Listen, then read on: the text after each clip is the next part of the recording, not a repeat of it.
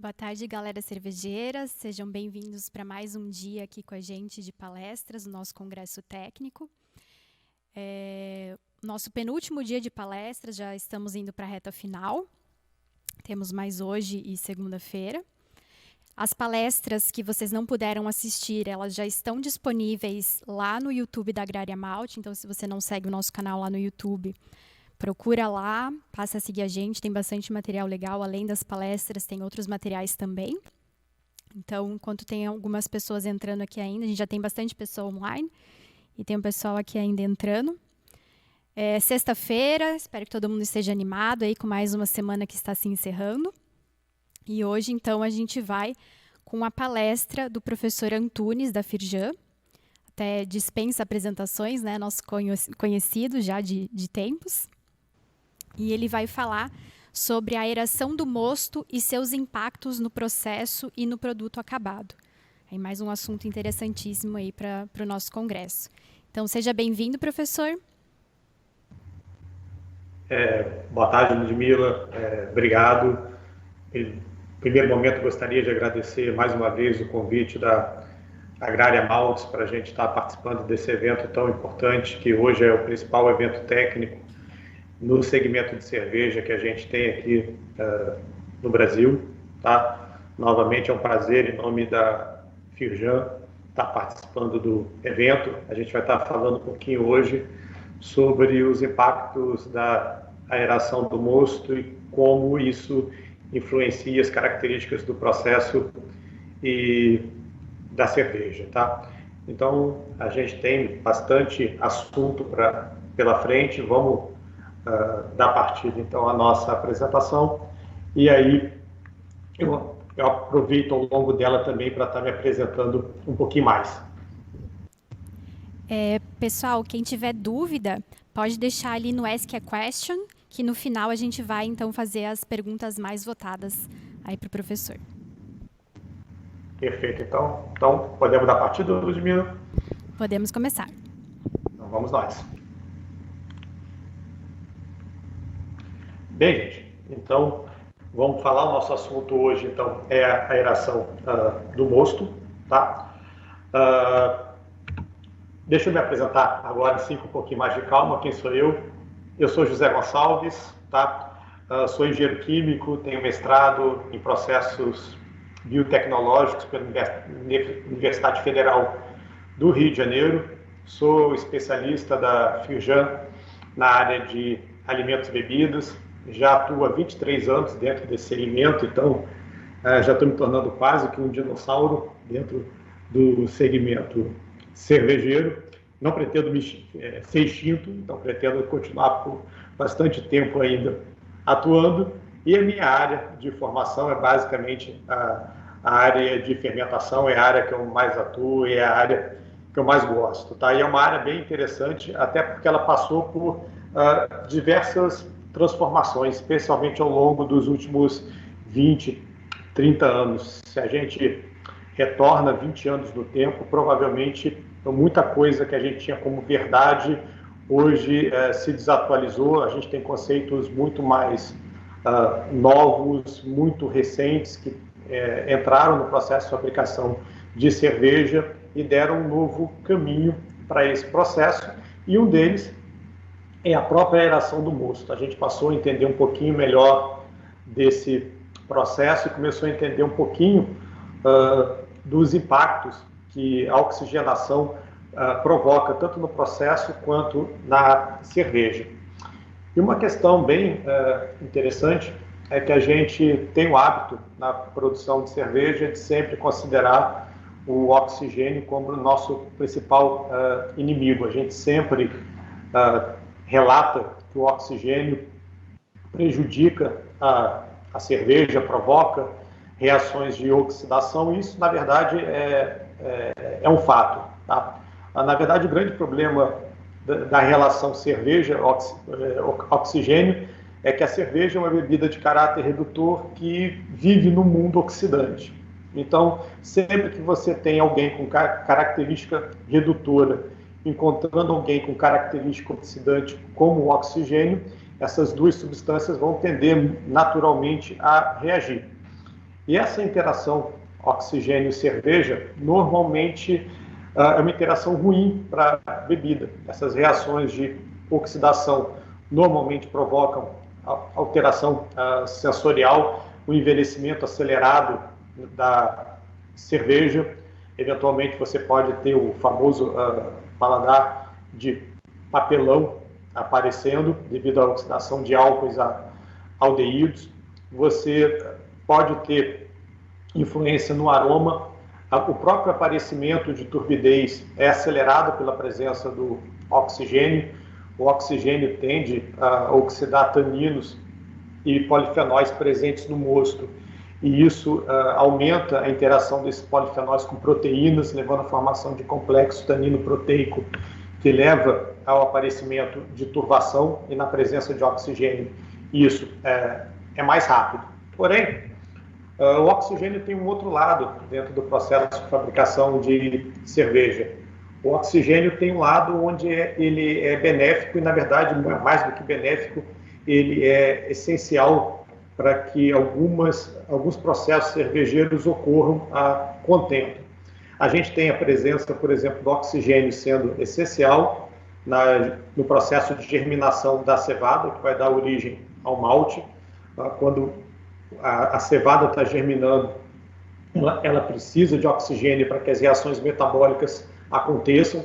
Se você não suplementa o oxigênio, o grão de cevada acaba se intoxicando com o que é produzido e acaba ou não se desenvolvendo ou morrendo durante. O oxigênio é extremamente importante para a propagação do fermento. Então, se você quer aumentar a população do fermento, durante o processo de propagação, você tem que ter o oxigênio presente. Se ele não é suplementado, o que vai estar acontecendo é basicamente um processo de fermentação que vai levar a um prejuízo da multiplicação do fermento. E o oxigênio também é importante para a aeração do mosto, porque essa aeração do mosto vai permitir que a levedura fabrique determinados componentes e que esses componentes venham a gerar uma característica sensorial específica na cerveja, além também da aeração do mosto propiciar que a levedura produza determinadas substâncias que vão conferir a ela uma maior produtividade, uma maior resistência aos subprodutos que vão estar sendo gerados. Uma característica que vale a pena a gente poder ressaltar é que aerar não implica obrigatoriamente em oxidar. Então a gente tem que entender um pouquinho melhor essas reações de oxidação, tá? E como essas reações de oxidação ocorrem. Na verdade, reações de oxidação são reações que precisam de um agente oxidante, e nesse caso o oxigênio seria o principal agente oxidante. Porém, reações de oxidação normalmente não acontecem de forma instantânea. Elas são tão mais rápidas quanto maior a cinética do processo, e um dos fatores que acelera as reações de oxidação é a temperatura. E quando a gente está fazendo a aeração do mosto, normalmente esse mosto já foi resfriado, e por conta desse resfriamento, a atividade do oxigênio é baixa e ele não consegue ter uma ação instantânea. Além disso, o oxigênio ele acaba sendo rapidamente consumido pela levedura, e mais à frente a gente vai ver que esse processo de redução e absorção do oxigênio pela levedura é muito rápido, tá? Então o oxigênio também fica pouco tempo disponível. E por último, uma grande parte das quantidades ou das substâncias que poderiam ser oxidadas pelo oxigênio, eles vão ser formadas durante o processo de fermentação. E como a fermentação ainda não ocorreu, você não tem muito material oxidável para o oxigênio trabalhar. Então, aerar o mosto é basicamente um ponto onde você consegue incorporar oxigênio à bebida sem que você tenha grande comprometimento da característica sensorial da cerveja mais à frente, e você acaba não propiciando que essas reações de oxidação danosas venham estar acontecendo dentro da bebida. Ao longo da nossa apresentação, qual vai ser o nosso foco em relação à influência do oxigênio, ou melhor, ao impacto da aeração do mosto na cerveja e no processo? Basicamente, a gente vai ter um foco, principalmente da aeração, em cima do fermento, tá? Então, o impacto do oxigênio da aeração do mosto, a gente vai estar focado hoje no fermento. E quando a gente fala na questão do fermento, a gente vai estar pensando basicamente na bioquímica da própria fermentação e também na formação de subprodutos. Então, a gente vai ver que alguns subprodutos são fortemente impactados pela aeração que você faz do mosto. E a gente vai focar basicamente em 3 subprodutos da fermentação. A gente vai falar um pouquinho da formação de ésteres, também da formação de álcools superiores e do acetaldeído, e como a aeração do mosto impacta essas 3 substâncias e a formação delas pela levedura. Tá? A gente vai falar um pouquinho também da fisiologia da levedura e vamos mostrar o impacto que o oxigênio tem na saúde da levedura, e vamos falar um pouquinho especialmente da atuação do oxigênio sobre a formação da membrana da levedura, e a gente vai ver que isso vai ter um impacto grande na saúde da levedura, vai impactar o reaproveitamento da levedura para fermentações subsequentes e a resistência que a própria levedura pode ter ao álcool que vai ser gerado na fermentação. Por último, e não menos importante, a gente vai falar um pouquinho mais da parte mais de engenharia do processo. Vamos falar um pouquinho dos cuidados que eu tenho que ter na aeração, vamos falar um pouquinho dos equipamentos e vamos falar também um pouquinho também sobre que tipos de controle você tem que fazer sobre essa aeração, basicamente para evitar que o oxigênio não vire uma dor de cabeça dentro do seu processo, ou seja, que a aeração do mosto não vire uma dor de cabeça. Vamos falar de algumas análises simples, baratas, que são fáceis da gente estar implementando dentro da nossa fábrica e vão permitir que a gente evite que a aeração do mosto vire um foco de entrada de materiais indesejáveis dentro do nosso processo de fabricação de cerveja. Bem, para a gente entender um pouquinho da questão da aeração e como a aeração impacta a atuação da levedura, a gente tem que entender um pouquinho da levedura como micro-organismo. Na verdade, a levedura é um micro-organismo que a gente chama de facultativo. E esse 2.0 aqui está basicamente colocado na apresentação para mostrar que a levedura é um micro-organismo facultativo, e facultativo quer dizer que ela tem 2 metabolismos, dependendo da condição ambiental onde a levedura está inserida. Tá? No geral, leveduras, no processo de fabricação de cerveja, tem como principal alimento açúcar. Tá? No nosso caso, a gente tem 3 açúcares principais, a gente tem glicose, maltose e maltotriose, mas o metabolismo desses 3 açúcares é basicamente o mesmo. Esses açúcares são absorvidos pela levedura. Dentro da levedura, eles passam por uma série de reações enzimáticas, até que você chega a um intermediário metabólico que a gente chama de piruvato. Tá? Esse caminho de açúcar até piruvato tem aproximadamente 10 reações químicas, e a gente chama esse caminho basicamente de via glicolítica, onde você está decompondo o açúcar. Piruvato é um ponto importante do metabolismo da levedura, porque é a partir desse ponto que a levedura estabelece os caminhos metabólicos em relação à presença ou ausência de oxigênio. Em condição normal, se eu não tiver oxigênio presente, e isso é a realidade da maior parte do processo de fermentação de cerveja, ou seja, eu não ter o oxigênio presente, o que vai acontecer é que esse piruvato ele vai sofrer mais 2 reações, ele vai ser convertido primeiramente em acetaldeído, depois em etanol e CO2. É o que a gente chama basicamente de fermentação, e desse caminho que vai de açúcar até etanol e CO2, a levedura tem como prêmio energia sob a forma de ATP, e essa energia gerada vai manter a levedura viva e ativa ao longo do processo. Caso eu tenha presença de oxigênio, o caminho metabólico agora passa a ser diferente. esse piruvato ele vai ser levado a uma outra rota metabólica, que é o ciclo de Krebs, e posteriormente a uma outra rota, que é a cadeia transportadora de elétrons, e no final, aquele açúcar inicial que entrou no seu processo, ele vai ser convertido a CO2 e água, que tem o errinho, na verdade não é oxigênio, é água, e desse caminho aqui, a levedura vai gerar energia, vai gerar 27 ATPs de energia. Então, nota, olhando para esses dois caminhos aqui, o que a gente nota é que, do ponto de vista energético, seria bastante interessante que a levedura seguisse o caminho da respiração, onde tivesse oxigênio disponível, porque ela teria uma quantidade de energia muito maior resultante da quebra de açúcar.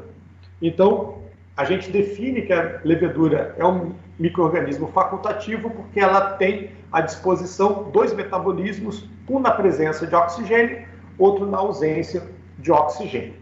O grande problema da levedura é que, na verdade, esse metabolismo da levedura, ele não depende só da presença de oxigênio, como na grande maioria dos organismos. Na verdade, um outro parâmetro é importante na definição de qual caminho metabólico a levedura vai seguir. E esse fator importante é o açúcar.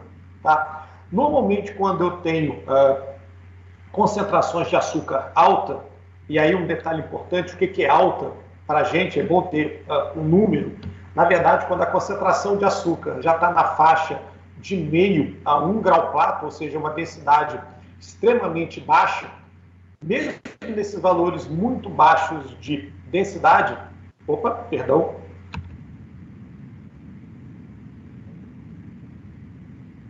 esses valores muito baixos de densidade, o que a gente nota é que a rota fermentativa, a rota respiratória já está inibida e, na verdade, mesmo na presença de oxigênio, o caminho principal passa a ser a rota fermentativa. O que eu quero dizer com isso?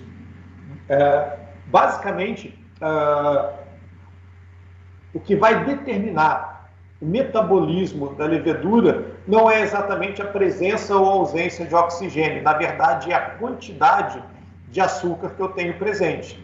E o que a gente está vendo aqui, quanto maior a quantidade de açúcar, mais eu vou privilegiar a rota fermentativa e menos eu vou privilegiar a rota respiratória.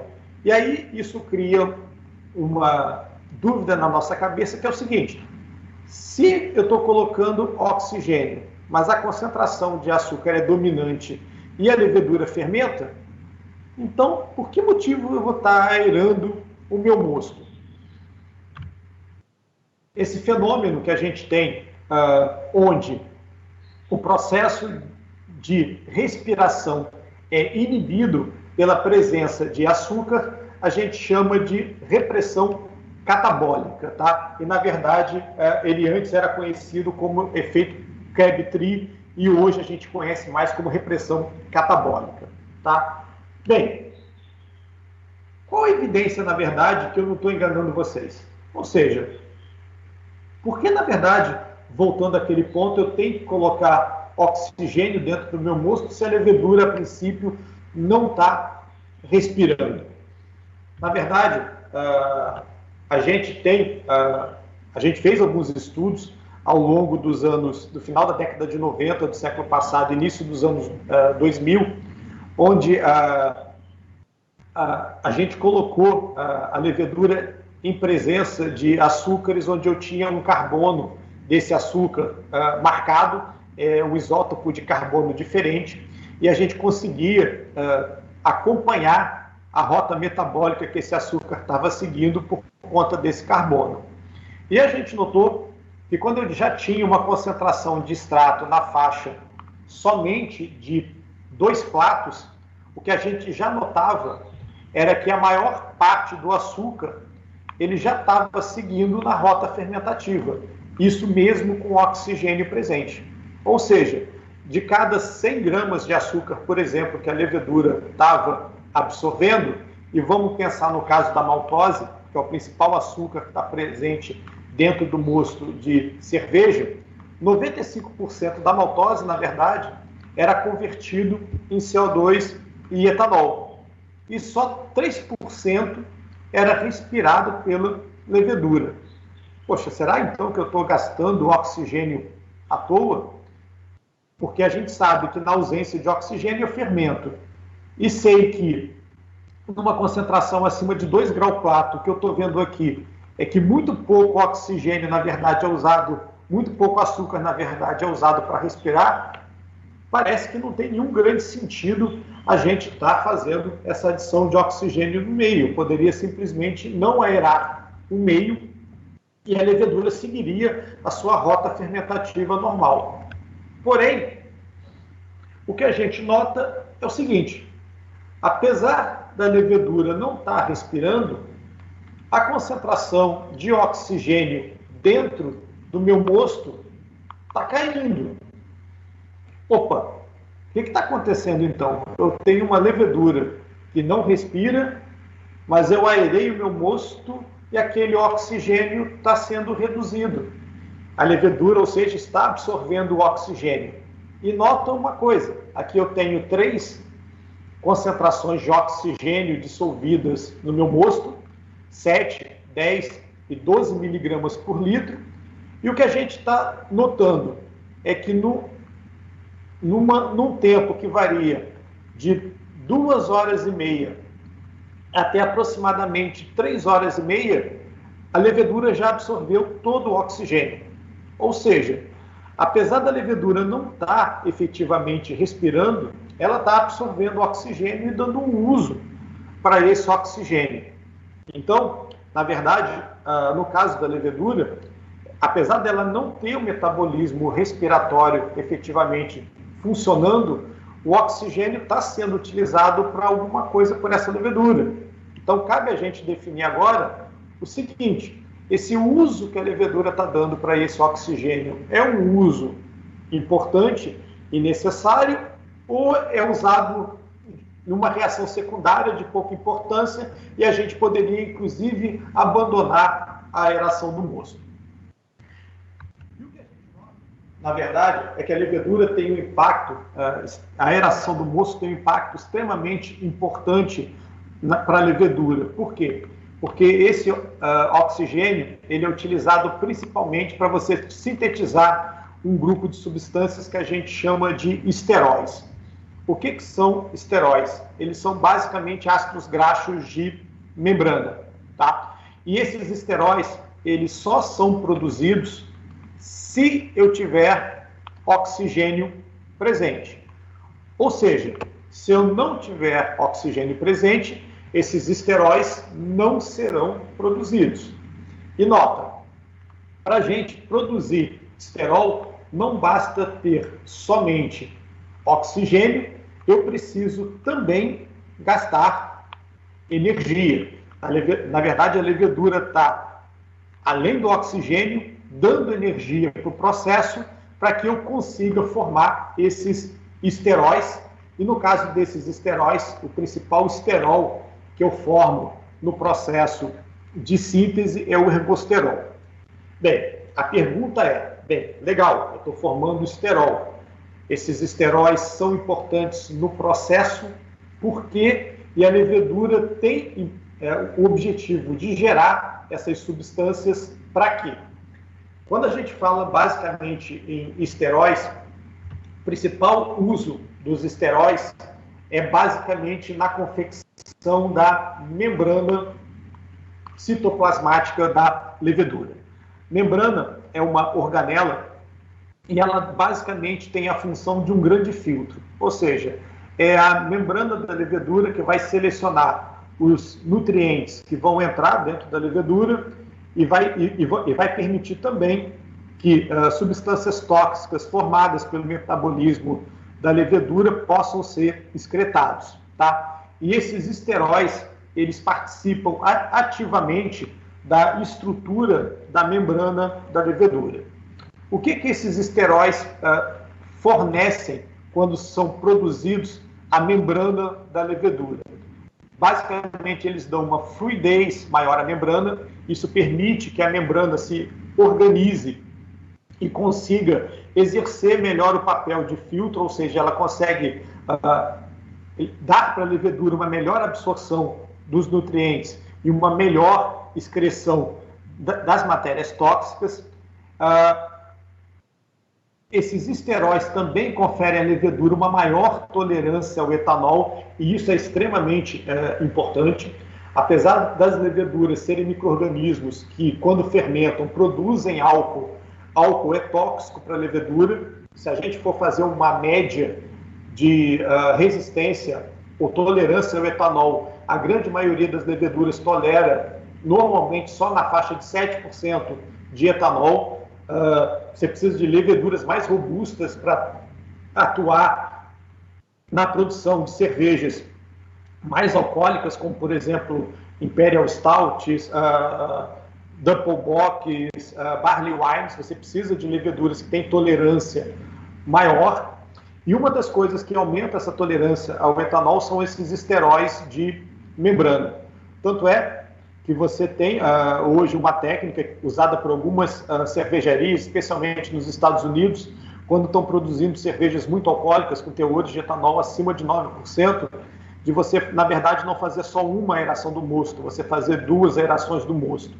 Você faria uma primeira aeração normal e permitiria que as leveduras que você inicialmente colocou no mosto, que elas tivessem a possibilidade de formar uma boa quantidade de esteróis, e você faria uma segunda aeração do mosto, normalmente depois de 14 a 16 horas de tanque cheio, ou 14 a 16 horas da primeira aeração.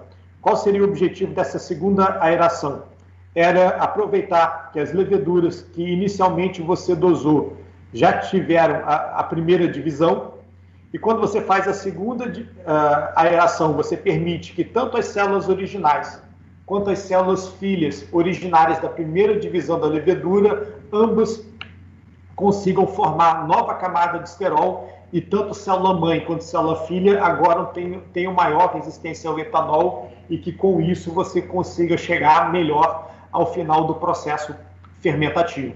Tá? Algumas cervejarias americanas estão utilizando isso com bastante sucesso, tá? Só recomendo que você utilize esse processo se você efetivamente tem cervejas muito alcoólicas, teores alcoólicos acima de 9%.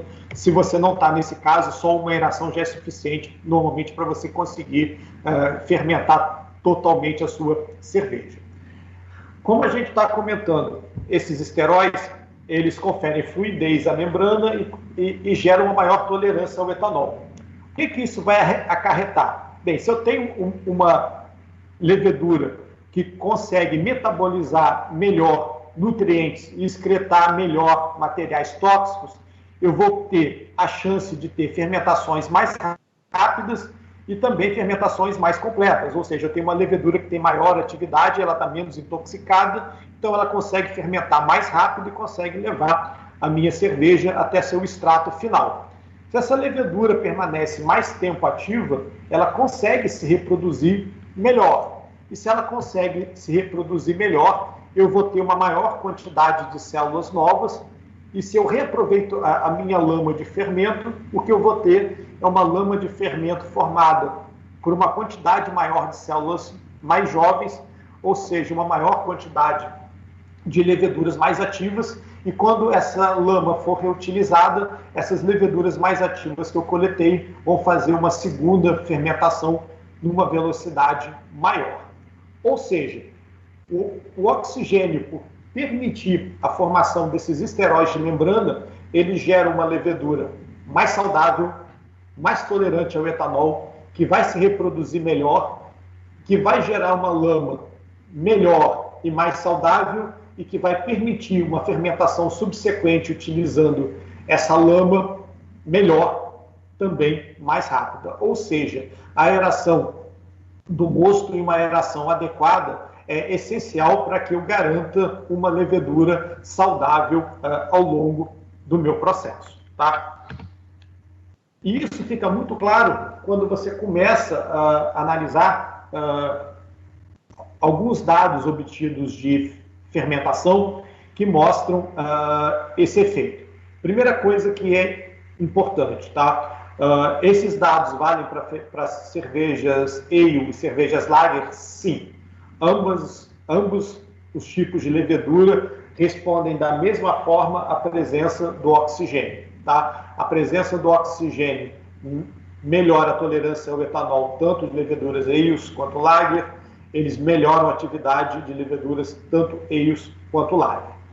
Aqui, esse gráfico me mostra o que acontece com a população de levedura em 3 condições diferentes de dosagem de oxigênio, entre 7 e 12 miligramas por litro. Primeiro, gente, vamos entender um pouquinho o porquê desses 3 números aí, 7, 10 e 12 miligramas por litro. Normalmente, quando a gente aera o mosto, a gente está buscando sempre colocar a maior quantidade possível de oxigênio que o mosto é capaz de absorver, ou seja, eu estou querendo atingir a saturação. Tá? E a saturação de oxigênio no meio depende de uma série de fatores, depende da temperatura do mosto. Quanto mais baixa a temperatura, melhor a solubilização do oxigênio. Ela depende também da quantidade de extrato que eu tenho no mosto.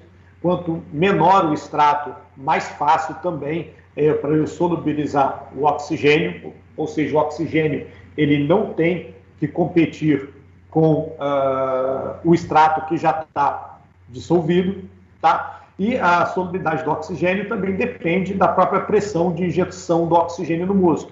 Quanto maior a pressão de injeção, maior a solubilidade do oxigênio. Normalmente, a gente identifica que valores de oxigênio dissolvidos na faixa de 7 até 10 miligramas por litro são valores bons de solubilização de oxigênio. 12 miligramas por litro, na verdade, já seria um valor excelente. Mas valores de 7 a 10 miligramas por litro seriam valores considerados bem aceitáveis para a gente fazer uma boa aeração do mosto.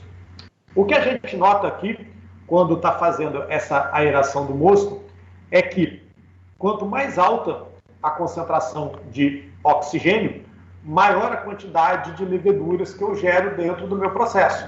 Então a gente está vendo que com 7 miligramas por litro, 10 miligramas por litro e 12 miligramas por litro, todos os 3 níveis de aeração me levaram à multiplicação celular, mas eu vejo que quanto maior a solubilidade do oxigênio no mosto, maior a quantidade de leveduras que eu vou ter lá dentro daquele mosto. E, obviamente, se eu tenho uma quantidade maior de levedura, quando essa levedura decanta, obviamente, eu vou ter uma quantidade de lama que vai ser proporcional à quantidade de levedura que decantou. E eu estou vendo que quanto maior a quantidade de oxigênio, maior a proporção de leveduras coletáveis que eu vou ter dentro do meu processo. Então, nota, se eu gerei uma quantidade maior de leveduras com 12 miligramas por litro e partir exatamente da mesma população inicial de células, quando essa levedura decantou, a minha lama vai ser uma lama com uma quantidade maior de levedura. E não só com uma quantidade maior de levedura, como a taxa de multiplicação foi maior, essa minha lama, com 12 miligramas por litro, onde eu tive uma maior aeração, é uma lama mais rica em leveduras mais jovens, ou seja, leveduras que têm um metabolismo mais acelerado. Então, quando você dosar essa levedura numa nova fermentação, essa maior proporção de células novas que você tem vai fazer com que a segunda fermentação seja uma fermentação mais rápida. Então, nota, todos esses valores aqui, de 7 a 12 miligramas por litro, são considerados bons valores de fermentação, tá? Bons valores de aeração, tá? Então, esses valores aqui, se você conseguir colocar esses valores no seu mosto, seriam bons valores. O que acontece, por exemplo, o que acontece, por exemplo, quando eu tenho níveis de aeração que são ruins, ou seja, níveis de aeração, onde eu tenho prejuízo da quantidade de oxigênio dissolvido. Antes disso, só para a gente deixar claro mais um ponto, nota que a gente falou um pouquinho da questão de multiplicação de células, mas entre 7 e 12 miligramas por litro de aeração, nota que mesmo nessa condição acontece uma pequena aceleração da velocidade de fermentação. O que eu quero dizer com isso? Tá? Nota que quanto maior o oxigênio dissolvido, mais rápido foi o decaimento de extrato. No caso, entre 7 a 12 miligramas por litro, essa aceleração não foi grande. Nota, a fermentação, onde eu tive uma maior aeração, ela só foi 12 horas mais rápida do que as demais, ou seja, o ganho de velocidade efetivamente não foi grande. Novamente indicando que entre 7 e 12 miligramas por litro, as diferenças em termos de velocidade de processo, elas não são grandes. Então, valores dentro dessa região aqui são considerados como valores aceitáveis de aeração.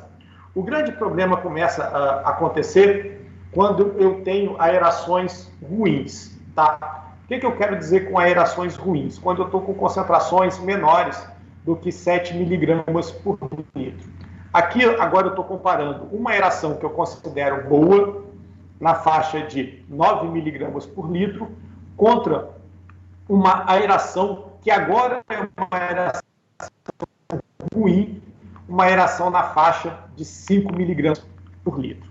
Qualquer aeração abaixo de 7 miligramas por litro, a gente já considera que essa aeração ela já não é uma aeração legal, tá? Ela já começa a causar prejuízo para dentro do processo. E isso se estabelece da seguinte forma. Primeiro, eu começo a notar agora uma diferença bem marcante no decaimento do extrato. A gente nota nesse primeiro gráfico que está à nossa esquerda, que fica muito claro que a fermentação, onde eu tive a aeração acontecendo na faixa de 9 miligramas por litro, ela teve um decaimento bem mais acelerado do que a da aeração que ficou na faixa de 5 miligramas por litro. E a gente nota agora que eu tenho uma diferença na faixa de 24 horas entre o término da fermentação, onde eu tive uma boa aeração, contra o término da fermentação, onde a aeração foi ruim. 24 horas a mais quer dizer que eu tenho uma produtividade menor de processo, quer dizer que eu tenho a cerveja tendo que ficar mais um dia dentro do meu tanque de fermentação, e um dia dentro do meu tanque de fermentação implica em maior custo energético por conta do sistema de refrigeração que tem que continuar mantendo a temperatura controlada dentro do fermentador. Eu tenho bombas que impulsionam o líquido refrigerante, eu tenho compressores, e isso tem que ser mantido operado por mais 24 horas, ocasionando maior custo energético. Além disso, a cerveja poderia estar indo para a rua mais cedo e está ficando dentro do tanque, esperando que o processo finalize, porque foi feita uma aeração ruim. E o grande problema, na verdade, não é quando eu tenho isso acontecendo só em uma fermentação. O grande problema é que esse efeito, na verdade, é cumulativo. O que eu quero dizer com isso? Aqui eu tenho a comparação de 3 leveduras. Uma levedura de primeira geração, ou seja, que foi reaproveitada uma vez, uma levedura de segunda geração, reaproveitada 2 vezes, e uma levedura de terceira geração, obviamente reaproveitada 3 vezes. O que iguala essas 3 leveduras é que o processo onde esse teste foi feito, basicamente, em todos os reaproveitamentos da levedura, a aeração foi ruim. Ou seja, eu tenho um processo cumulativo de aerações ruins e estou estudando como essa sequência de aerações ruins impactam o meu processo. E o que a gente nota agora é que esse processo é cumulativo. Ou seja, uma sequência de aerações ruins vai fazendo com que a levedura tenha sua atividade decaindo cada vez mais. Tanto que a gente nota agora que a levedura de terceira geração, ou seja, uma levedura que foi reaproveitada 3 vezes, e em cada um desses reaproveitamentos a aeração foi ruim, ela não só, essa cerveja, tem uma velocidade de fermentação mais lenta, mas também a levedura não consegue terminar a fermentação, ou seja, ela deixa um extrato residual presente.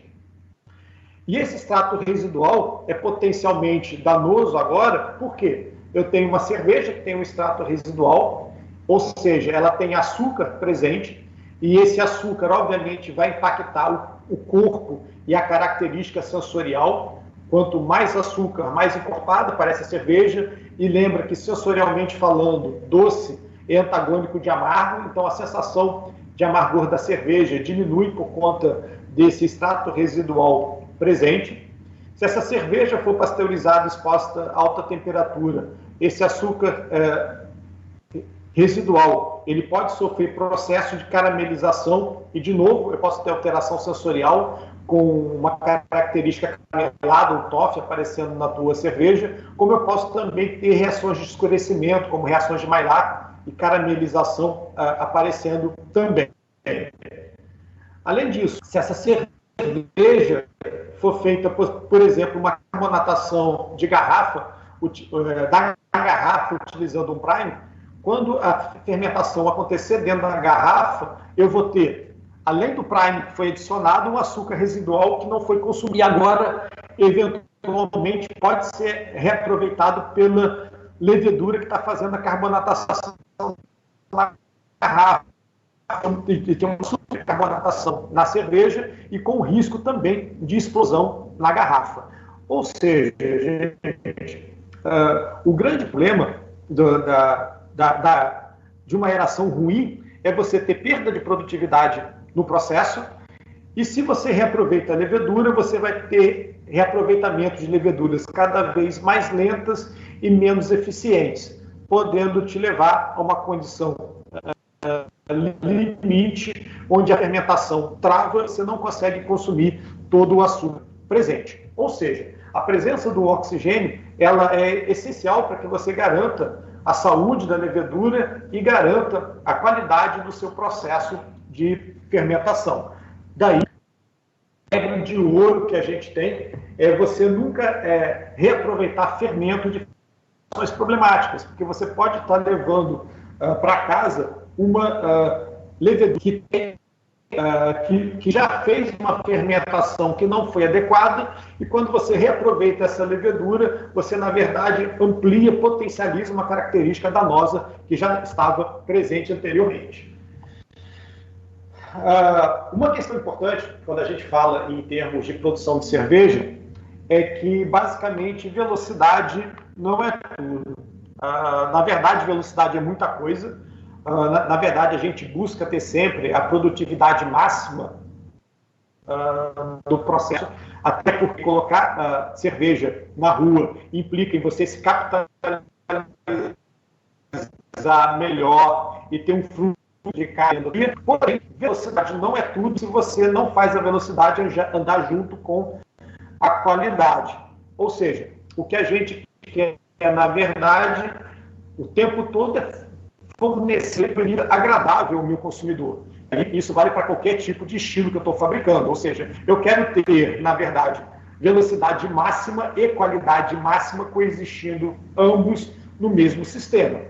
E quando a gente fala em termos de qualidade e oferecer uma bebida gostosa para o meu consumidor, na verdade, eu vou estar pensando no perfil de subprodutos que eu vou estar gerando na minha fermentação e que vão chegar ao meu consumidor e que podem afetar de forma benéfica ou danosa o perfil sensorial da minha cerveja.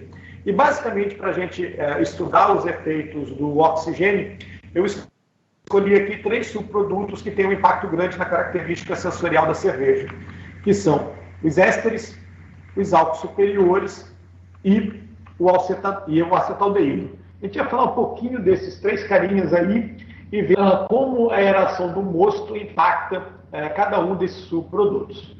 E começar falando dos ésteres, que são responsáveis pela característica aromática da cerveja, são os principais responsáveis por isso, até porque são os produtos mais voláteis que a gente tem, ou estão entre os mais voláteis que a gente tem dentro da cerveja. Primeiro ponto importante quando a gente está falando de ésteres, tá? Todo éster que eu tenho dentro da minha cerveja, ele é formado por rota biológica, tá? Ou seja, a levedura é o principal responsável pela formação de ésteres, tá? A gente pode formar ésteres por rota química? Sim, só que isso não acontece dentro do processo de fabricação de cerveja. As rotas são enzimáticas e eu preciso de uma levedura para que esses ésteres sejam formados.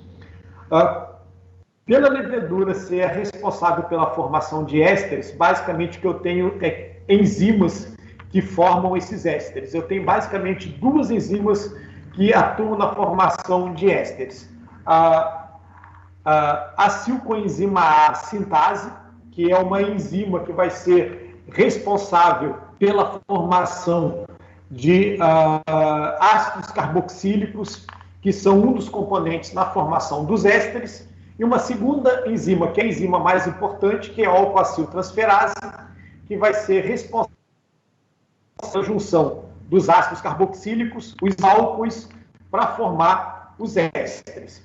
Esses álcoois aqui tanto podem ser o etanol, que a levedura forma ao longo do processo fermentativo, como podem ser também álcoois superiores, tá?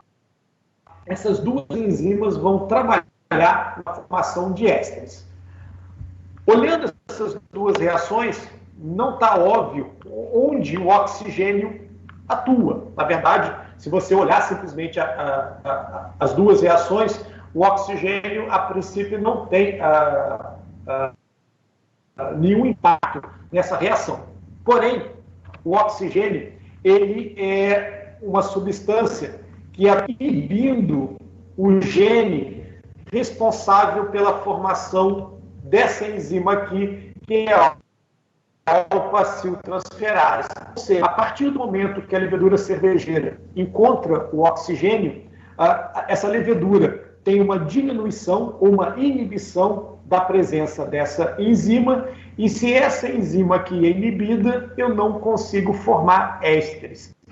Isso quer dizer que, sempre que eu tiver a presença de oxigênio, a tendência é eu diminuir a formação de ésteres dentro do meu mosto e com isso a percepção aromática da minha cerveja vai diminuir. Ou seja, cervejas muito aeradas tendem a ter uma menor formação de ésteres e além da menor formação de ésteres, com isso acontece uma menor percepção aromática deles. Uma questão importante é que a formação de ésteres, ele depende da aeração, ele é influenciado pela aeração, mas um outro fator que também influencia a formação de ésteres é a presença de ácido graxo. A gente já tem mapeado, por exemplo, que a presença de 50 mg por litro de ácido linoleico no meu mosto e, consequentemente, na minha cerveja, diminui a formação de ésteres. Bem, de onde vêm esses ácidos graxos que podem estar presentes no mosto? Basicamente, do meu malte. E esses ácidos graxos que vêm do malte, normalmente, se você tem um processo bem controlado, a maior parte deles você consegue reter eles no trube quente dentro do seu coelho. Quando você tem um processo de formação de virpo mal feito e você arrasta, por exemplo, o trube para o seu processo de fermentação, e quando você arrasta ácido graxo via trube para o processo fermentativo, isso também impacta a formação de ésteres. Ou seja, gente, pensando em termos de enzima, a alcoaciltransferase, que é a principal enzima responsável pela formação de ésteres, ela é inibida basicamente por duas substâncias: oxigênio, e você controla o oxigênio via aeração de mosto, e também pelo trube, e você controla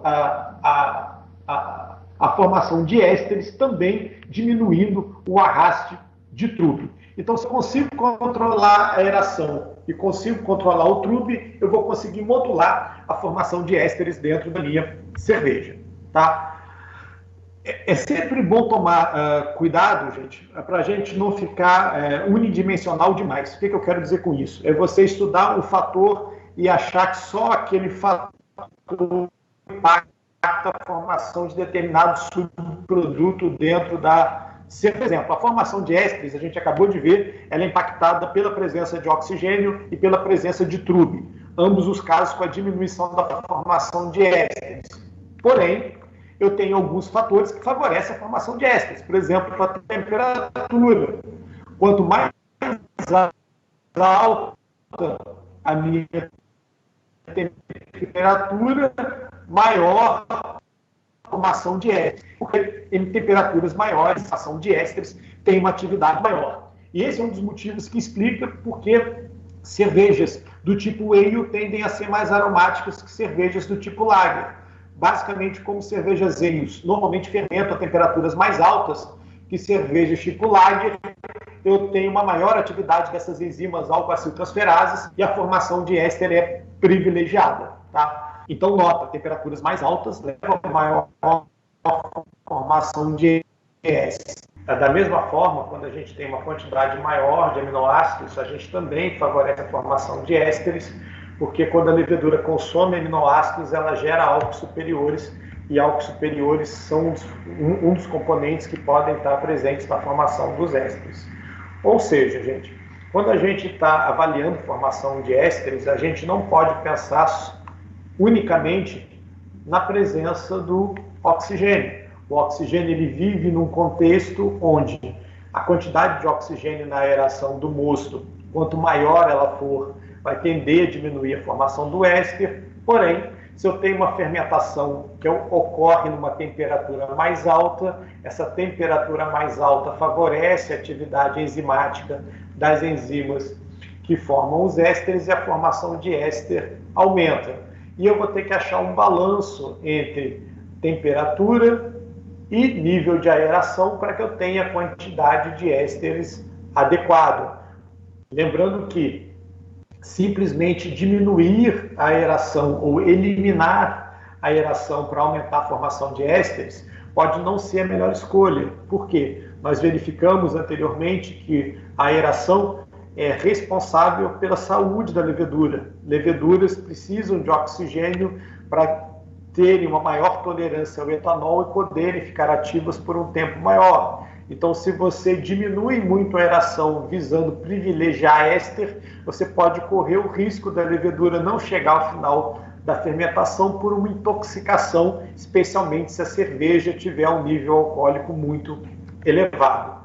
Ou seja, gente, na verdade, como cervejeiros, o que a gente está sempre buscando é chegar numa condição onde eu vou minimizar riscos e potencializar vantagens do uso e dessas diversas variáveis que eu tenho à minha disposição, objetivando que eu tenha uma formação adequada de subprodutos, ou seja, eu vou ter que adequar temperatura, nível de oxigenação, quantidade de aminoácidos, ou seja, FAN, que eu tenho presentes no meu mosto, e tentar ajustar esses valores de forma que eu consiga potencializar os subprodutos que vão me levar a uma cerveja agradável ao meu consumidor.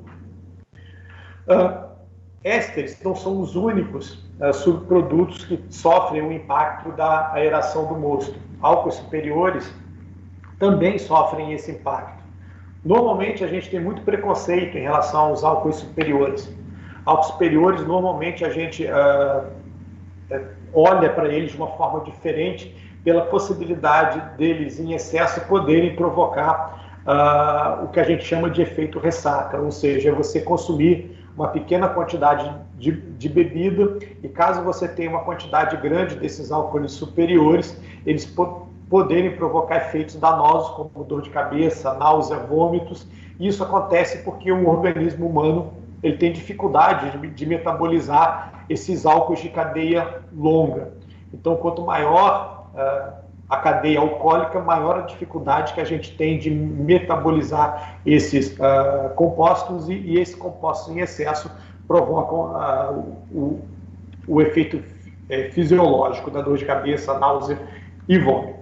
Porém, os álcools superiores, eles também têm um lado bem interessante, porque eles podem delegar algumas características que podem ser bastante interessantes para a cerveja. Álcools superiores podem gerar uma característica alcoólica na cerveja, e essa característica alcoólica pode aparecer devido, por exemplo, a um leve aquecimento do trato digestivo. Porém, alguns álcools superiores, como por exemplo o glicerol, eles podem estar presentes como subproduto do metabolismo de algumas leveduras, e esses álcools superiores, como o glicerol, eles podem levar ao aparecimento na cerveja de um gosto levemente adocicado e também podem conferir um certo corpo à cerveja. É por isso que algumas cervejas belgas, mesmo com um nível de atenuação muito alto, elas não parecem aguadas insossas, porque algumas leveduras produzem níveis mais altos desses polióis, como o glicerol, e esses polióis, eles delegam uma sensação de corpo, eles deixam a cerveja com uma característica cheia e dão um leve adocicado que equilibra a característica sensorial. Alguns álcools também de cadeia longa, eles podem delegar algumas características florais à cerveja. Por exemplo, como o 2-feniletanol. 2-feniletanol é um álcool superior produzido por algumas leveduras, e o 2-feniletanol ele tem um aroma de rosas bem característico. Então a gente encontra algumas cepas de levedura onde essa característica floral é devido à presença desses álcools superiores. E além disso, parte desses álcools superiores também podem estar presentes na formação dos ésteres. Tá? Como é que eu formo esses álcools superiores? Basicamente, um álcool superior é formado a partir do metabolismo de aminoácidos. Apesar da gente pensar no moço cervejeiro muito com base em açúcar, alguns subprodutos eles são formados de outras substâncias dissolvidas, e os álcools superiores estão relacionados basicamente com o consumo de aminoácidos, com o consumo de FAN. Para a levedura cervejeira, o aminoácido, na verdade, é uma grande fonte de nitrogênio. Ela está basicamente interessada nesse grupamento amino, nesse grupamento NH2, e depois que a levedura consome esse grupamento NH2, o que sobra é um grande esqueleto carbônico que é potencialmente tóxico pela levedura por conta da presença desses dois grupamentos aqui. Um grupamento carboxila, que é um grupamento que basicamente define um ácido carboxílico, e a levedura não gosta desse grupamento porque ele delega acidez. Então, a presença de uma quantidade grande de substâncias contendo carboxila acidifica internamente a levedura, e como tudo na levedura se passa com enzimas, uma acidificação excessiva da levedura prejudica a atividade enzimática e, consequentemente, prejudica o metabolismo da levedura. Então, a levedura está louca para se livrar desse grupamento carboxila e converter ele numa coisa menos tóxica. Então, a levedura, na verdade, o que faz é converter esse ácido carboxílico num álcool superior, que é uma substância menos tóxica, porque ele troca esse grupo carboxila por um grupo hidroxila, que é um grupo basicamente de baixa acidez e que impacta menos a levedura, que facilita com isso o trato da levedura com essa substância por conta da menor toxicidade dela. Onde é que a aeração do mosto impacta a formação do álcool superior?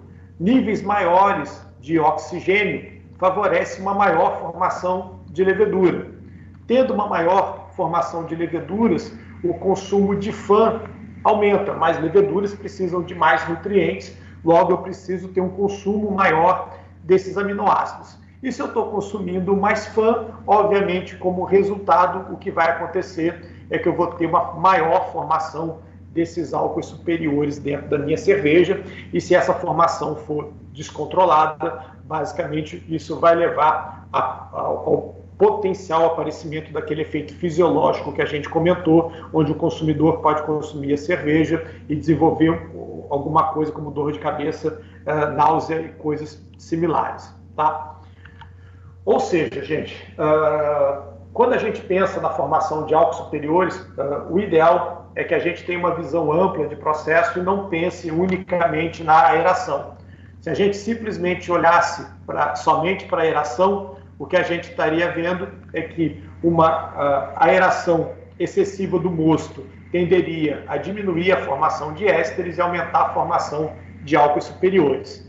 Só que, como a gente pode ver nessa tabela aqui, eu tenho uma série de outros parâmetros dentro do meu mosto que impactam a formação de ésteres e álcools superiores. Ou seja, o segredo não é estudar uma variável única, como, por exemplo, a aeração. É verificar como todas essas variáveis agem em conjunto e como essas variáveis agindo em conjunto impactam a formação de determinado tipo de subproduto. Por isso, como eu falei antes, é extremamente importante que a gente tenha a possibilidade de antes de colocar uma receita em produção, que a gente possa estar fazendo o teste dessa receita em pequena escala, para a gente verificar como todas essas substâncias atuam em conjunto. Tá? Outra substância que também sofre o efeito da presença do oxigênio é o acetaldeído. Tá? Acetaldeído é uma substância para a gente indesejável e para a levedura também. E ela é indesejável para a levedura porque é uma substância que é altamente tóxica para a levedura. Então a levedura ela acaba excretando acetaldeído para dentro da cerveja ao longo do processo de fermentação. E essa formação de acetaldeído ela está relacionada basicamente com a presença de duas enzimas, a piruvato descarboxilase e a álcool desidrogenase. Infelizmente, gente, não tem como fugir do acetaldeído. Para você formar álcool, CO2 e subprodutos na cerveja, um dos intermediários do processo é formar acetaldeído. Então, toda fermentação de cerveja gera acetaldeído. O que a gente vai buscar ao longo do processo é evitar uma formação excessiva de acetaldeído e garantir que toda cerveja chegue ao final do processo, ou seja, chegue ao final da fermentação e da sua maturação com níveis de acetaldeído baixos. Tá? Então, como é que a gente garante isso? Uma das coisas que a gente pode usar para garantir que esse acetaldeído não será alto é você garantir uma boa aeração do seu mosto. Aqui eu estou vendo, e de novo comparando, a formação de acetaldeído sob 3 condições de aeração, 7, 10 e 12 miligramas por litro, chamando a atenção que qualquer um desses níveis aqui de aeração seriam níveis aceitáveis e considerados ideais para a aeração do mosto. O que a gente está vendo é que, no geral, maiores taxas de aeração levam a uma maior formação de acetaldeído, porém, o acetaldeído ele também cai mais rápido quanto maior o nível de aeração. Isso quer dizer para mim o seguinte, quanto mais baixa for a minha aeração, eu posso até formar menos acetaldeído, porém, a queda dele se dá de uma forma mais lenta, e com isso aumenta o meu risco de terminar a fermentação e ainda ter um residual de acetaldeído presente, lembrando que o acetaldeído ele remete à característica sensorial de uma cerveja verde, ele normalmente está relacionado com um aroma sensorial que lembra a cidra, que lembra a maçã verde. A gente pode observar aqui que, comparando as 3 taxas de aeração, 7, 10 e 12 miligramas por litro, de oxigênio, a gente vê que com 12 miligramas por litro de oxigênio dosado foi onde mais rapidamente eu consegui chegar abaixo do limiar sensorial, o que indica que uma boa aeração garante níveis de acetaldeído baixo na cerveja. Uma característica interessante é que a curva de acetaldeído é muito similar à curva do diacetil. O que eu quero dizer com isso? Tanto de acetil quanto acetaldeído, eles têm uma curva parabólica, ou seja, a curva tem uma fase inicial de crescimento e posteriormente, tanto o acetaldeído quanto o diacetil tem uma fase posterior de decaimento. Essa fase posterior de decaimento é basicamente governada pela atividade da levedura. Isso quer dizer que quanto mais ativa for a minha levedura, melhor vai ser o decréscimo do acetaldeído e de acetil. E a gente já viu que o oxigênio melhora a atividade da levedura. Isso quer dizer que mostos bem aerados gerarão leveduras mais saudáveis que tenderão a ter uma maior facilidade, tanto para reduzir os níveis de acetaldeído quanto de diacetil, e com isso garantir que ao final da fermentação eu tenho uma bebida livre de defeitos sensoriais. Nota mais uma vez que a aeração do mosto, mesmo acontecendo no início, e mesmo eu tendo só cerca de 3 horas de contato oxigênio e levedura, ela é extremamente importante para garantir a qualidade da minha bebida, e ela vai ter um impacto grande na formação de subprodutos. Então a gente está vendo que a aeração do mosto influencia não só a saúde da levedura, como a velocidade do processo, mas também a formação de subprodutos importantes, como os álcools superiores, os ésteres e agora o acetaldeído. Bem, a gente viu então que a aeração ela tem um impacto importante no processo. Ela mexe com velocidade, multiplicação, tolerância ao álcool, características sensoriais, porém, entrando numa parte mais de engenharia, de processos, de tecnologia, como é que eu vou garantir a aeração do mosto? E basicamente eu garanto a aeração do mosto basicamente via 2 sistemas. O mais tradicional em sistema, e que é usado principalmente em fábricas de porte médio, grande e eventualmente algumas fábricas pequenas, é eu ter um sistema, um compressor, que vai puxar o ar de um determinado local, trabalhar esse ar, filtrar esse ar, para eliminar desse ar partículas e micro-organismos, e esse ar isento de partículas e micro-organismos vai ser dosado no meu mosto. Em cervejarias menores, é muito comum utilizar cilindros onde eu tenho ar medicinal, oxigênio medicinal, sendo utilizado como fonte para a aeração do meu mosto. Independente se eu estou usando um compressor ou um cilindro, eu tenho que ter alguns tipos de controle na aeração do meu mosto. Primeiro, gente, o oxigênio ele vai estar entrando em contato direto com o meu mosto. Então, uma garantia importante, tanto se eu tenho ar medicinal de um cilindro ou um compressor, é que esse ar seja estéril. Ar é uma fonte de inserção de micro-organismos tão boa como qualquer outra dentro do processo. Então, se eu tenho um ar e esse ar, por uma falha de processo, ele acaba carreando micro-organismos para dentro da tua fábrica e, consequentemente, para dentro do teu mosto, isso vai favorecer o aparecimento de contaminação. E aí eu tenho que tomar cuidado principalmente com bactérias, especialmente bactérias que têm afinidade por meio ácido e pela presença de oxigênio. Então, por exemplo, esse ar contaminado, ele pode arrastar para dentro do meu processo, por exemplo, bactérias acéticas, que em presença de oxigênio podem gerar ácido acético e dar uma característica vinagrada para o meu mosto. Mesmo que a minha levedura cervejeira consiga posteriormente se desenvolver e eliminar a contaminação, esse ácido acético gerado, ele não é volátil, vai permanecer na sua cerveja até o final. Ou seja, o micro-organismo que veio via ar é eliminado, mas a contaminação, ou seja, o defeito sensorial gerado por ele, não. Outra possibilidade seria você estar arrastando leveduras selvagens.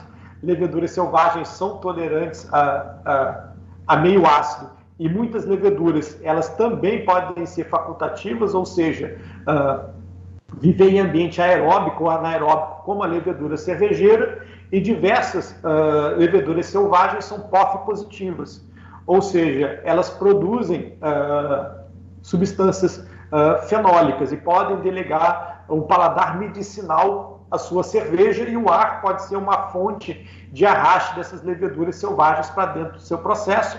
Obviamente, eu poderia estar arrastando também lactobacilos e outras substâncias. Então, é importante que esse ar seja microbiologicamente filtrado, seja estéril, para ele não provocar danos sensoriais ao meu produto e esse defeito permaneça na minha cerveja até o final.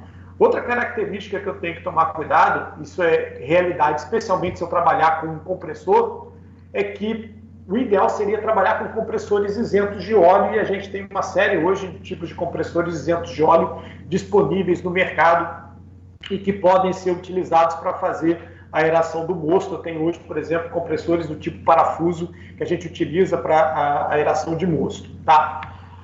Vamos admitir que você tem um compressor mais antigo e que esse compressor mais antigo ele trabalha com uma lubrificação por óleo. A primeira coisa importante é que esse óleo utilizado no compressor, que vai ser utilizado para a aeração do mosto, esse óleo tem que ser padrão alimentício, tá? Por quê? Porque esse óleo padrão alimentício, caso por algum motivo aconteça uma falha de vedação e ele venha a ser arrastado, o que vai estar acontecendo é que se esse óleo entrar em contato com o mosto e chegar até o produto final, você não vai ter nenhum tipo de dano ao consumidor, tá? Então, esse é um aspecto importante dentro do meu processo.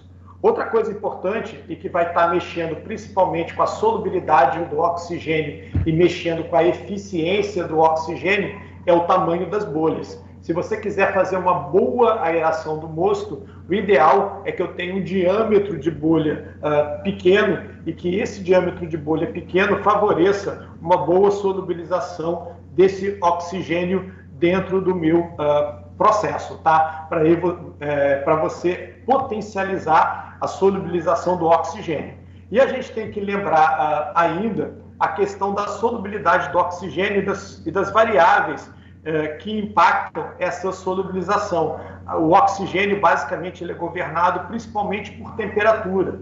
Então, quanto mais baixa for a temperatura do meu mosto, melhor vai ser a solubilização do oxigênio. Então, se você não tem um bom resfriamento do mosto, a oxigenação vai ser ruim, e ao ter uma oxigenação ruim, eu vou estar diminuindo a solubilidade do meu oxigênio e prejudicando a eficiência da levedura por uma absorção ruim de um oxigênio pouco dissolvido, tá?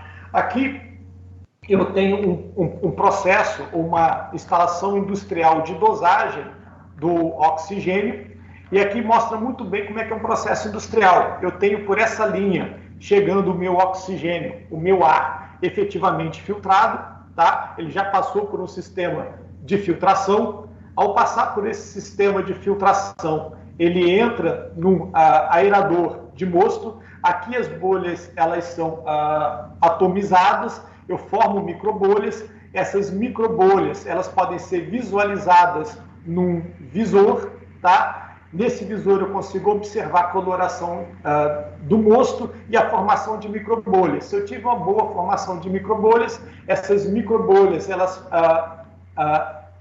darão ao mosto uma característica leitosa, e essa característica leitosa me permite visualizar uma boa incorporação do oxigênio dentro do meu mosto, tá? Um detalhe interessante, gente, é quando a gente trabalha com levedura seca. A levedura seca, na verdade, na primeira utilização dela, ela não precisa ser aerada. Por quê? Porque a empresa que produz a levedura seca, ela trabalha em mostos com baixa concentração de açúcar e alta oxigenação. Isso quer dizer que a levedura seca, no primeiro uso, ela já tem toda a quantidade necessária de ácidos graxos de membrana que dão tolerância ao álcool e uma boa atividade. Então, no primeiro uso, uma levedura seca não precisa ser aerada. Porém, se você recupera a lama de uma levedura seca e vai reutilizar essa levedura seca, é importante que você, nas utilizações subsequentes, você possa aerar, porque, na verdade, essa tolerância da levedura acontece só no primeiro uso. O que eu quero dizer com isso? Se você usa a levedura seca, o primeiro uso não precisa ser aerado. Porém, se você recupera e essa levedura vai ser reutilizada, a cada reutilização dessa levedura será necessário você fazer uma nova aeração, tá? Então, gente, com isso a gente consegue visualizar o seguinte: o oxigênio é danoso para a cerveja? Sim, o oxigênio é danoso para a cerveja. Porém, eu tenho situações onde a incorporação do oxigênio é essencial para que eu tenha uma boa qualidade do meu produto. Ou seja, para ter boa cerveja, eu preciso oxigenar a cerveja, porém oxigenar nos pontos certos. Garantir a incorporação do oxigênio nos tempos certos e na condição certa, eu consigo ter uma levedura saudável que vai ser melhor utilizada, que vai poder ser utilizada mais vezes e consigo garantir uma formação adequada de subprodutos e o melhor de tudo, não terei reações de oxidação que vão prejudicar a qualidade da minha bebida, ou seja, eu garanto uma cerveja boa, gostosa para o meu consumidor e essa cerveja não vai envelhecer mais rápido por conta da incorporação do oxigênio. Dito isso, gente, eu agradeço, peço desculpas por eventualmente algum problema que a gente teve, mas a gente está aqui aberto para tirar dúvidas, bater papo, estou aqui à disposição de vocês. Muito obrigado pela paciência. Muito obrigada a você, professor. Não tenho nem palavras, né, para agradecer aí todo esse conhecimento que foi dividido com a gente. Com certeza, o pessoal teria que ler muitos e muitos livros para conseguir todas essas informações aí e não teria uma explicação do senhor que é fundamental. Obrigado, eu queria Camila. pedir desculpas, né, pelos problemas técnicos que nós tivemos aqui. Infelizmente, a gente está sujeito a isso, né, quando a gente faz uma palestra online. O pessoal aqui pediu para avisar que tanto a parte do link anterior quanto essa vão ser compilados e vai ser cortado, né, esse período aí do problema técnico que a gente teve. E daí quando for para o YouTube já vai estar na continuidade aí para o pessoal conseguir assistir, principalmente aqueles que não puderam voltar aqui com a gente nessa segunda parte. Então, mais uma vez, muito obrigada, tanto pela explicação quanto pela paciência aí com o problema que a gente teve. Faz parte. Tiveram várias perguntas, eu estou aqui também aberto o link anterior com as perguntas de lá. Algumas até o senhor já respondeu durante a palestra, mas vamos tentar aí retomar alguns pontos que ficaram aí de dúvida.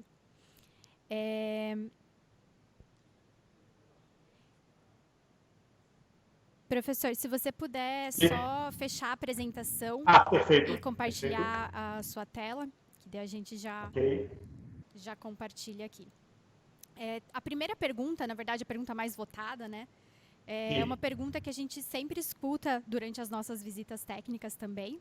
E achei interessante a gente trazer ela aqui para a gente discutir. Quando existe a produção de um batch hoje e de outro amanhã para encher o mesmo tanque, aera os dois dias, os dois batches, ou só o primeiro? Só o primeiro. Tá. Normalmente, quando você aera o primeiro batch, você já vai ter a levedura absorvendo o oxigênio e se multiplicando. Qual o problema de você aerar o segundo batch?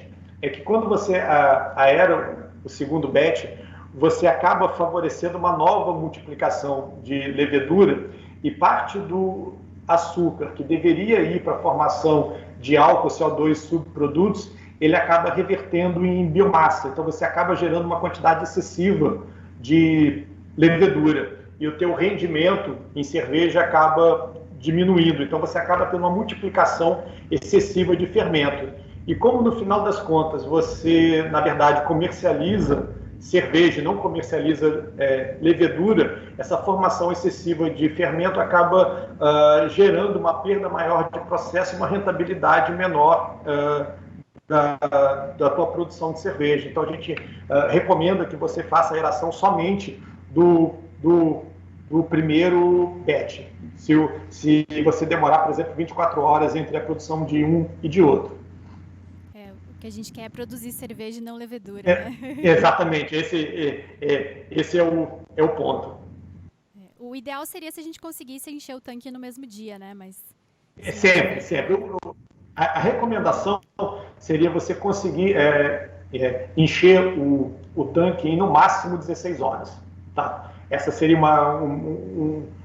uma recomendação para você não prejudicar o seu processo. 24 horas é um tempo aceitável. Agora, se você demorar mais que isso, fica realmente complicado, porque você tem parâmetros mais difíceis para conseguir conciliar. Por exemplo, quando você demora muito para encher o tanque, a fermentação já começou dentro do tanque, então entrar com um novo mosto muda a quantidade de açúcar disponível, a temperatura dentro do tanque já aumentou por conta da atividade da levedura, então você pode eventualmente correr o risco de formar uma camada de cerveja, então você tem que tomar alguns cuidados se você demora para fazer o enchimento do seu tanque. O ideal, se possível, seria você conseguir encher no máximo 16 horas o seu tanque.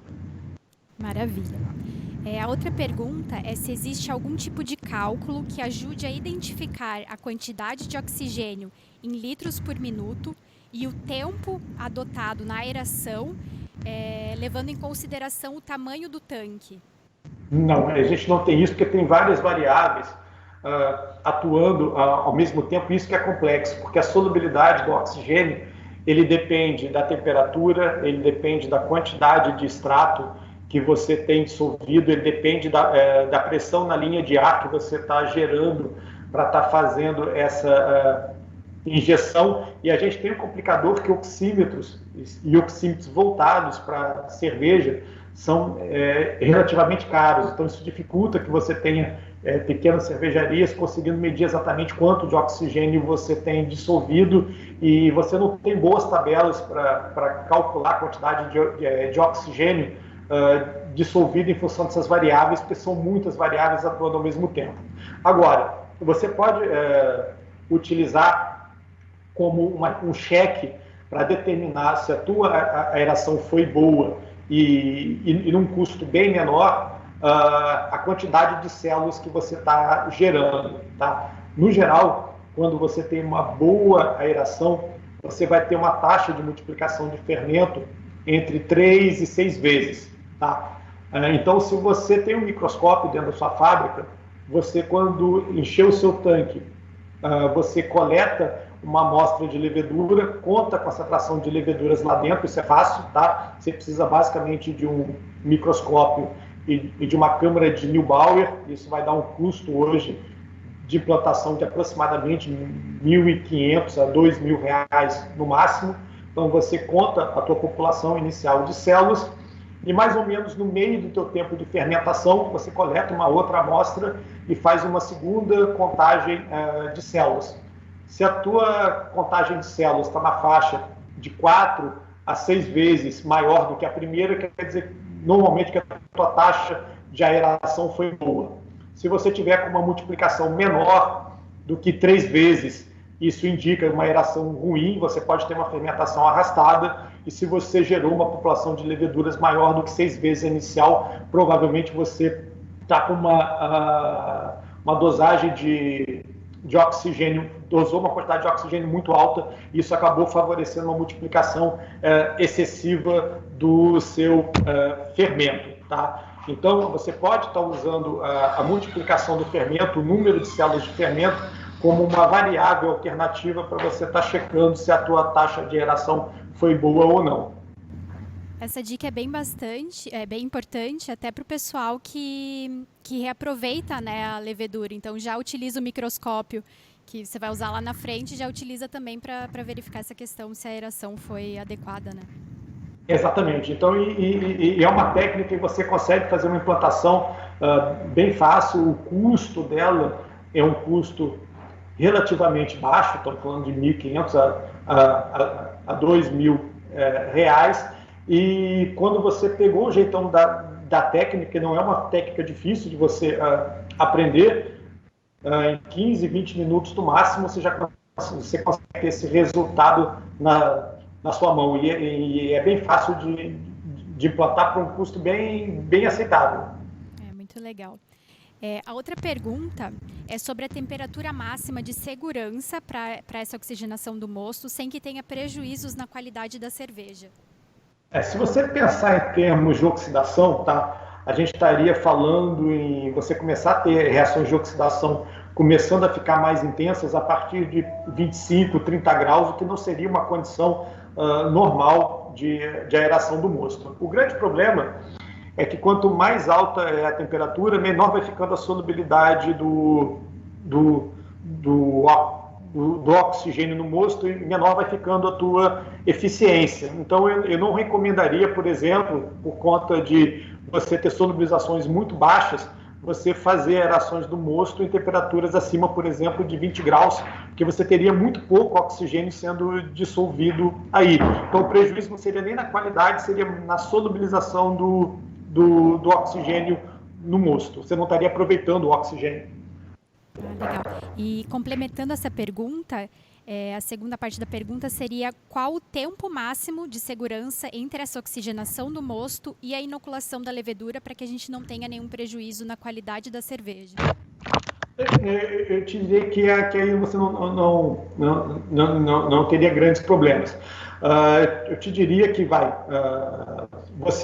o risco de você não inocular a levedura seria muito menos em relação ao oxigênio, que ele ficaria ali dissolvido, tá? Mas seria muito maior em relação ao risco que você teria de ter um mosto oxigenado, tá? Rico em nutrientes e sem ter a levedura. E aí você tendo algum tipo de micro-organismo ali, ele poderia eventualmente se desenvolver. Então eu recomendaria que, se fosse possível, num prazo máximo de 2 horas, você colocasse essa levedura em contato com o teu mosto. Mas eu estaria pensando muito menos em relação ao oxigênio e muito mais em relação à possibilidade de uma contaminação, por ter um meio agora rico em nutrientes e ainda com oxigênio dissolvido, que aumenta o número de micro-organismos que poderiam se desenvolver ali. Eu tomaria muito cuidado, especialmente com bactérias acéticas que gostam de oxigênio e avinagrariam o teu mosto. Maravilha. Agora aí para o pessoal que faz cerveja em casa, quais que seriam as técnicas mais adequadas para a oxigenação do mosto, sem que se tenha um equipamento, sem que se tenha um cilindro de oxigênio, considerando esses lotes pequenos que são produzidos, de 20 a 40 litros? Vamos lá. Se a gente pensar em termos de oxigenação, se você trabalha com levedura seca e só vai utilizar a levedura seca, eu vou te falar que a aeração passa a nem ser uma variável tão crítica, porque se você usa a levedura seca somente uma vez e não reaproveita, durante essa partida única, a levedura seca já tem todos os nutrientes necessários que seriam gerados pelo oxigênio. Então, para um tiro único, a oxigenação seria secundária. Se você vai reaproveitar o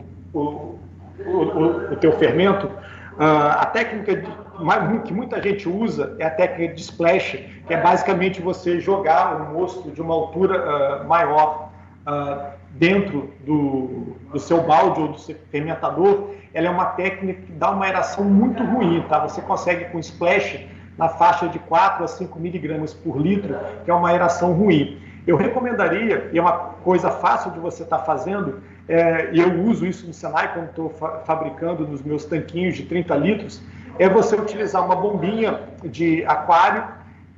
Nessa bombinha de aquário você tem uma borrachinha.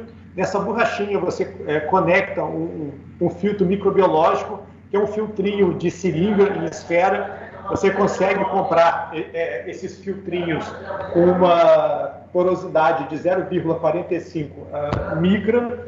Então ele filtra por essa membrana de 0,45 e você coloca, depois desse filtro microbiológico, uma pedra porosa ou um metal poroso, que você encontra hoje em casa, que vende artigo para cervejaria e forma essas microbolhas. Então, com essa bombinha de aquário, esse filtro microbiológico de seringa e esse sistema de formação de microbolhas, esse metal sinterizado, essa pedra sinterizada, você consegue uma boa aeração. Normalmente, você aerando 20 minutos o teu mosto com esse sistema da bomba de aquário, você consegue ter na faixa de 7 a 8 miligramas por litro de oxigênio dissolvido para 30 litros, que é uma boa aeração. Essa dica aí da bombinha de aquário, ela é bem bacana, né? O pessoal utiliza bastante e tem resultados bem legais. Sim, é bem fácil de você implantar. O cuidado realmente que você tem que ter com a questão microbiológica, ter o filtrinho de seringa para você evitar a contaminação. Legal. O Marcelo aqui compartilhou com a gente que, como padrão de aeração, ele utiliza 10 ppm, medido com oxímetro. E ele fez alguns testes com 12 e com 15, e com esse aumento na taxa de aeração, ele verificou um aumento na viabilidade da lama. E ele quer saber se tem algum estudo com relação a aumentar a oxigenação para melhorar o reaproveitamento da levedura e se existe um limite para esse aumento de aeração. Vamos lá. O limite do aumento de aeração é basicamente rendimento. É você notar que você está formando uma quantidade excessiva de fermento. Então, o ideal é você aerar o suficiente para você ter levedura para trabalhar e não um excesso. Na média, quando você tem uma boa aeração, você consegue obter de um tanque, em média, uma quantidade de levedura suficiente para você dosar de 2 a 3 tanques do mesmo tamanho, normalmente 3 tanques. Então, se você está conseguindo esse número, a tua aeração está, em média, legal. O que a gente sabe é que quanto maior a taxa de aeração, isso favorece uma maior formação de leveduras, uma maior multiplicação. Então, como você gera uma quantidade maior de leveduras, você vai estar gerando uma quantidade maior de células jovens, então você vai ter uma cultura de leveduras mais saudáveis. Então, a grande questão da oxigenação é você conseguir chegar nesse balanço, ou seja, é produzir leveduras mais saudáveis, mas não produzir um excesso de levedura que leve a você ter uma perda de processo, porque você está gerando levedura em excesso que vai ter que ser descartada e não aproveitando, por exemplo, o açúcar para gerar álcool e CO2 subprodutos. Um ponto interessante aí é que se você tem leveduras mais saudáveis, você pode, inclusive, aumentar o número de reaproveitamentos do fermento. Então, hoje, normalmente, a gente aproveita o fermento de 3 a 4 vezes, mas se você tem uma levedura saudável e consegue garantir um processo microbiologicamente seguro, você, eventualmente, pode estar recuperando leveduras mais vezes. Por exemplo, já visualizei situações de fábrica onde você tinha uma cerveja que utilizava um extrato na faixa de 12 graus Plato, e essa fábrica conseguia reaproveitar o fermento de 6 a 8 vezes, ao invés dos 3 a 4 que a gente normalmente utiliza hoje, porque ele tinha uma boa taxa de aeração, acompanhava a atividade da levedura ao longo de todo o processo, tinha um processo microbiologicamente seguro, ou seja, ele garantia que você não tinha nenhum tipo de contaminação, e com isso ele aumentava a taxa de recuperação, que diminuía o custo de levedura dentro do processo, conseguia ter um custo de cerveja mais competitivo. Isso é importante também, né? O professor comentou aí também, os próprios fornecedores de levedura seca indicam que não é obrigatória a aeração na primeira utilização, né? Além da aeração, quando você for reutilizar, além da aeração, é importante a adição de algum tipo de nutriente? Vamos lá. Depende muito do processo que você está utilizando. Vamos lá. Nutriente para levedura é sempre interessante, porque você melhora a atividade da levedura. Então, por exemplo, produtos como Cervomyces, por exemplo, ele é uma fonte importante de aminoácidos, vitaminas, e ele contém zinco, que é um motorzinho turbo para a levedura. Então, ele melhora a atividade da levedura. O que eu vou te dizer, basicamente, é o seguinte: quanto mais agressivo o ambiente for para a levedura, mais necessidade de uma ajuda externa, ou seja, de um nutriente externo, essa levedura vai ter. O que eu quero dizer com isso? Se você está fazendo fermentações onde o teu extrato inicial é um extrato alto, acima de 16 graus Plato, e você vai ter uma cerveja de teor alcoólico mais alto, por exemplo, uma cerveja acima de 7, 8% de álcool, eu recomendaria que você utilizasse um nutriente para levedura, para você ter uma levedura mais saudável, mais ativa ao longo das reutilizações que você vai estar fazendo. Então, nesse caso, eu recomendaria. Legal. A próxima pergunta aqui é sobre fermentação aberta e as cervejas de trigo. O que mais influencia na formação dos ésteres é a baixa pressão e a temperatura e não o oxigênio do ambiente? Isso, a temperatura principalmente. Se você pensar em termos de variável, em termos de formação de quase todos os subprodutos dentro da cerveja, a temperatura é a mais variável. A aeração influencia? Sim, a aeração influencia, mas a variável mais crítica é a temperatura. Então, se você tem que controlar alguma coisa bem na fermentação, essa variável tem que estar na tua mão, obrigatoriamente, é a temperatura. Se você não controla a temperatura na fermentação, você não controla absolutamente nada na fermentação. Então, em termos de formação de ésteres, seja numa tina fechada, seja numa tina aberta, basicamente a temperatura é a variável crítica dentro do processo, ela tem um impacto muito maior do que a aeração normalmente na formação da maior parte dos subprodutos. Agora aqui uma pergunta que deu bastante bafafá, principalmente no ano passado, que é o método da adição do azeite. Sim. Tem fundamento, não tem? Tem. Vamos lá, a gente tem um artigo, depois se alguém quiser, eu posso até estar repassando para vocês da Agrária, vocês disponibilizam. Se não me falha a memória, o azeite ele foi testado por uma cervejaria americana, que foi a New Belgium, se não me falha a memória. Então, ela fabricou algumas cervejas não aerando o mosto e utilizando o azeite. O azeite funciona como o quê? Ele basicamente funciona como um prime e permite que a levedura produza alguns ácidos graxos de membrana sem ter a presença do oxigênio. Então, na verdade, o azeite funcionaria como um substituto do oxigênio, permitindo que a levedura fabricasse alguns ácidos graxos de membrana e, com isso, garantisse a tolerância ao etanol. Primeiro ponto. A New Belgium injetou essa cerveja que ela produziu num cromatógrafo gasoso e comparou o perfil sensorial da cerveja injetada no cromatógrafo da cerveja produzida com azeite e da cerveja sem azeite. Se você olhar o resultado da análise, do ponto de vista químico, as cervejas não são iguais. O que eu quero dizer com isso? O perfil de subprodutos da cerveja com azeite é um e da cerveja com oxigênio é outro.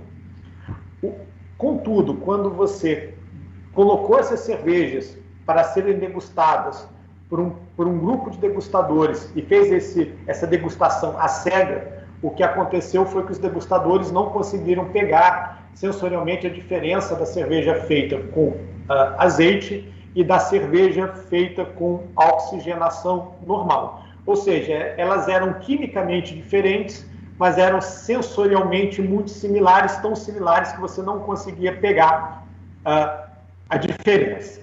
Então, o que eu acho da técnica do azeite? A New Belgium, ela partiu de uma premissa que eu pessoalmente não gosto, que era a premissa que aerar o mosto implica em oxidação do mosto. E hoje a gente sabe que isso não é verdade.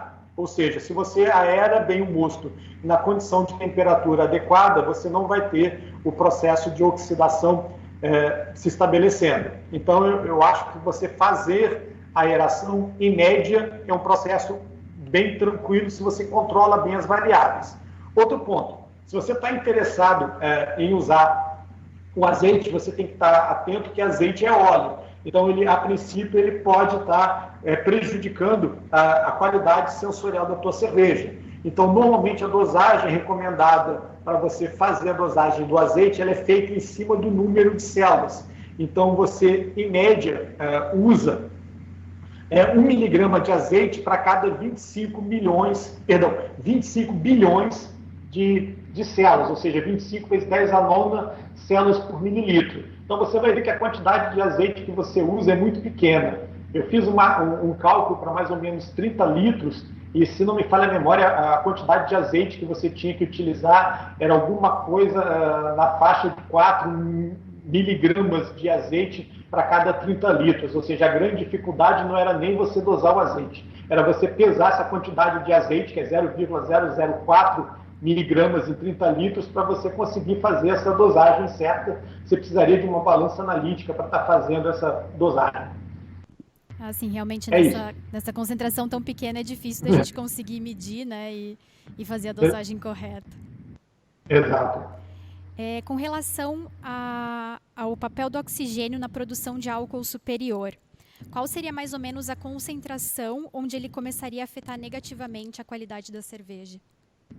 Então, na verdade, você já começa a partir de 12 miligramas por litro. A gente tem alguns testes feitos quando você dosa não oxigênio, não ar, mas sim oxigênio. Você começou a notar que acima de 15, 20 miligramas por litro de oxigênio dissolvido, você já começou a notar que a formação de álcool superior começava a aumentar demais e você começava a ter alguns níveis de oxidação, mas você só conseguia chegar nesses níveis quando você estava trabalhando com oxigênio e não com ar. E aqui no Brasil a gente tem o hábito somente de trabalhar com ar e não com oxigênio puro. Já nos Estados Unidos essa utilização do oxigênio é mais comum, e aí você corria esse risco, mas normalmente até 12 miligramas por litro você não tem nenhum problema de oxidação. O que a gente viu em artigos é que só a partir de 20 miligramas por litro que isso acontecia. Com relação ao TRUB, até o professor comentou um pouco sobre a produção de ésteres e a relação com o TRUB. Como o excesso do TRUB pode prejudicar a multiplicação celular e a fermentação? Vamos lá, em relação à formação do TRUB, primeiro, ele mexe com o perfil de subprodutos. A gente viu no caso do éster que o TRUB ele pode diminuir a formação de ésteres, porque ele inibe essa enzima que forma os ésteres, tá? E um outro ponto é que o TRUB, se ele for arrastado, ele pode envolver a levedura cervejeira, e como o TRUB é rico em gordura, ele envelopa a levedura cervejeira nessa gordura e a levedura passa a não ter mais acesso ao alimento. Então, se você arrasta muito o TRUB, você acaba perdendo levedura ativa por conta de envolvimento com essa camada gordurosa, com essa pasta de gordura, e você passa a ter menos levedura ativa, e com isso a eficiência do teu processo de formação de cerveja diminui. Então o ideal é que quanto menos TRUB você arrastar, melhor, para evitar que você envelope a cerveja nessa gordura. Bacana. Vamos para a última pergunta. A gente tem mais algumas perguntas aqui, mas acabaram já meio que sendo respondidas durante a palestra. Então, a última pergunta é: como fazer para gerar a mínima quantidade de aminoácidos em uma fermentação? Basicamente, o aminoácido, basicamente, ele está vindo do seu malte. Então, o importante, é que você conheça o malte que você está usando e que você consiga acessar o laudo e ver a quantidade de FAN que ele tem disponível. E aí, uma coisa que eu gosto muito quando trabalho com os maltes da agrária é que eu tenho acesso aos laudos, e os laudos têm o valor de FAN que já tem presente no meu malte, e a partir daí, tendo esses valores de FAN disponíveis no meu malte, eu, por exemplo, sei se eu preciso fazer uma parada proteica ou não. Então, sabendo quanto eu tenho de FAN no meu malte, eu consigo calibrar a minha curva de mostura. Calibrando a minha curva de mostura, eu consigo ter ideia de quanto de FAN eu vou ter no meu mosto. Sabendo quanto de FAN eu tenho no meu mosto, eu consigo determinar o perfil de subprodutos. Em média, o ideal é que você tenha no mosto, no mínimo, cerca de 120 miligramas por litro de FAN, e no máximo valores entre 250 e 300 miligramas por litro de FAN dissolvidos. Tá? Dentro dessa faixa você não tem nenhum tipo de problema de desvio metabólico pela levedura e formação de subprodutos indesejáveis. Tá aí a importância de utilizar uma matéria-prima de boa procedência, né? Feito direitinho. Exatamente. Então é bem importante, porque isso reflete lá na fermentação. Exatamente. Perdão, Ludmila, e é só chamar a atenção de um comentário que você fez agora, que é muito importante, é lembrar que a fermentação ela não existe isolada no processo de fabricação de cerveja. Ela é uma continuidade do processo, por exemplo, de braçagem. Então, se você tem um mosto ruim e escolhe matérias-primas ruins, você vai ter uma fermentação ruim e, consequentemente, uma cerveja ruim também. Obrigado. Eu que agradeço. Mais uma vez, então, obrigada, professor. Obrigada aí pelo seu tempo.